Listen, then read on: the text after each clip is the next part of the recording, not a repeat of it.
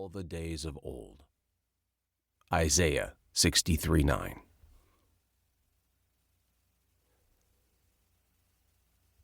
(3750 BC). The man gazed at the fiery sun blazing down upon him and the desert all around. At the edge of the horizon, sky and land merged, palest blue and whitest sand twisting in a rippling mirage that threatened to engulf the entire world. He wiped his brow and took another step, the staff at his side aiding his laborious trek through the shifting ground.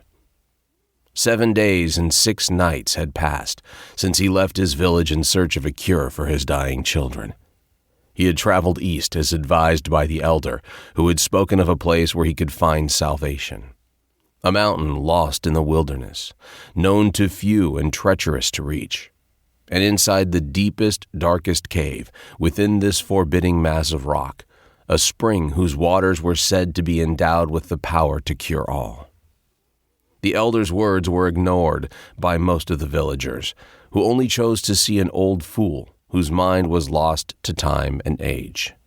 Even as disease befell the surrounding settlements and burning pyres darkened the sky, none believed his words. But when illness crossed his doorstep and started slowly killing his children, the man who had lived for longer than most went to the elder to find out more. For no prayer or sacrifice could sway the sickness that had darkened the land from east to west.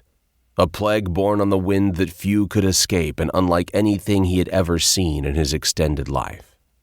And so, 4 days after his sons collapsed from the fever ravaging their young bodies, and 2 days more after they fell into a slumber so deep none could rouse them, the man bade his wives goodbye and set off on a perilous journey from which he knew there might be no return.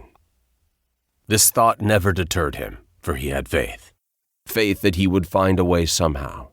Faith that his sons would be cured. Faith that there had to be a reason for this plague, and if so, time would tell what this reason was. And into the desert he walked, one lone man, his father's staff at his side, and a goatskin sack across his back. Inside, water-filled gourds made from sheep's bladders, dried fruit, bread, and a blanket. The first 3 days passed without worrisome events, the landscape devoid of any threat bar the blazing heat and the cold nights. But as the mountains to the north faded into nothingness, and he entered the true desert, the man discovered he had been lulled into a false sense of security. Soon, dunes as tall as 20 men soared in his path, and vicious sandstorms whipped at his skin and clothes, slowing his progress and sapping his energy. When darkness fell and a wintry cold prickled his skin, the calls of creatures he could not see kept him awake for most of the night. Serpents and scorpions proved to be yet another threat. To pause in the shade of a rock or sit under an acacia tree meant tempting their deadly bites and stings. As dusk descended upon his 7th day in the desert, the man discovered he was down to half a gourd of water. He had come across a shallow, dry stream bed 2 nights previously, close to some rocks where grass and a handful of spiny shrubs grew. An hour of painstaking digging had unearthed a pocket of water deep beneath the sand. The next day, he saved his rations further by drinking from the fat leaves he had picked off the plants, which were heavy with a thick, bitter fluid that went some way toward quenching his thirst.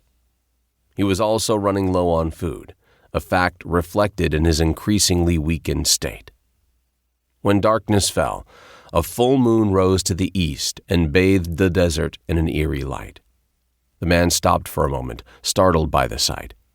He had not expected the moon to be so plump and bright for another 5 days. Puzzled, he counted slowly on his fingers. His gaze shifted to the white disk in the star-speckled sky once more. There was no doubt in his mind.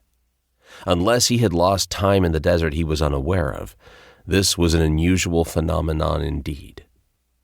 All thoughts of the moon were wiped away by the wave of lassitude that suddenly washed over him. He swayed where he stood. Shadows rose from the ground some 50 feet to his right. He stumbled over and discovered a clump of trees and shrubs, a scattering of dead branches.